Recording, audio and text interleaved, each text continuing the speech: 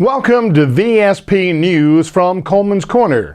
I'm your host, David A. Kolman, the editor of Fleet Maintenance Magazine, the only publication that is all maintenance, all vehicle classes, all the time.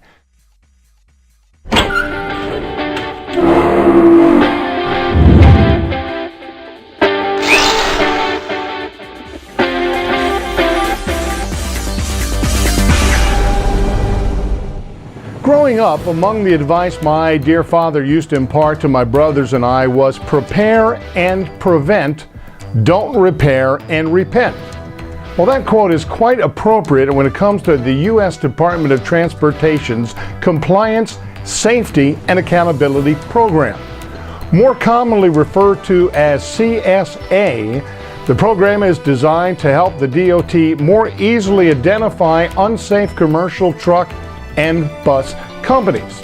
Now, CSA uses 7 behavior analysis and safety improvement categories, or more commonly basics, to examine a carrier's on-road performance and potential crash risk.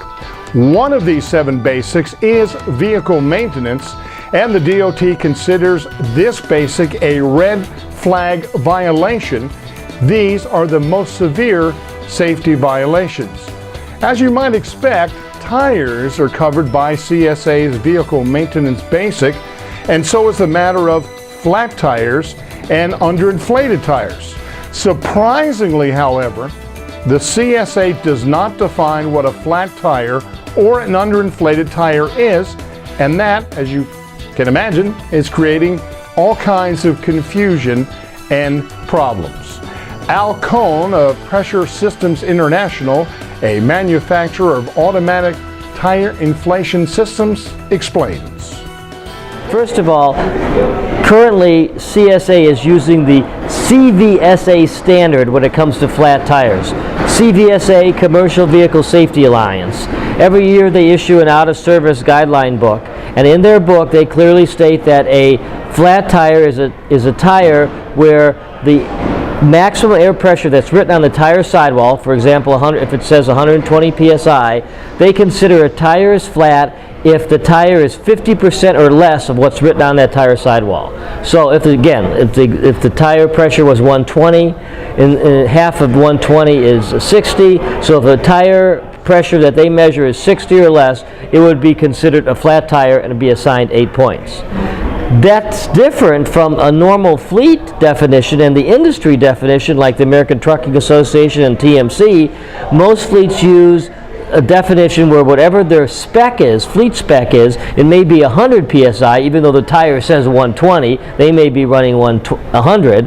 And if the air pressure is actually 80% or less of what their spec is, their fleet spec is, that's when they consider a tire to be flat. So there's 2 quite different definitions of a flat tire if you use the CVSA/CSA standard or a normal fleet standard.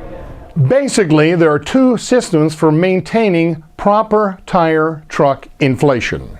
Now, so when it comes to maintaining the proper tire inflation, there are really 2 systems out there. There's something called TPMS, Tire Pressure Monitoring Systems, and then there's ATIS, which is Automatic Tire Inflation System. So what's the difference? TPMS is what's found on most automobiles today, where an idiot light or some light will come on and let the driver know that a tire is low, but it requires human intervention to find errors. Even though the light comes on, nothing's going to happen. As you know, the tire will just keep running low, but the driver should theoretically go out and find some air, add it to his tire. That's TPMS. When it comes to ATIS, Automatic Tire Inflation System, this is where air is automatically added to the tire if it's less than the fleet specification as the vehicle is rolling down the highway. Do you know what tires on a rig are the worst maintained when it comes to air pressure? Here again is PSI's Al Cohn. Trailer tires are always the worst air pressure tires on the vehicle. drivers typically check the steer tires. That's a safety issue. They know they got to have the right pressure in those tires. Drive tires, they may check a couple, but the trailer tires are very, very neglected. Most of the time, the driver doesn't own the trailer, doesn't care about the trailer, so those tires become very neglected. Despite the importance of proper tire inflation, inflation surveys commonly show that 60% of truck tires are underinflated. Even more telling, a recent survey of combination vehicles found that less than half of the tires surveyed were within 5% of the recommended inflation pressure.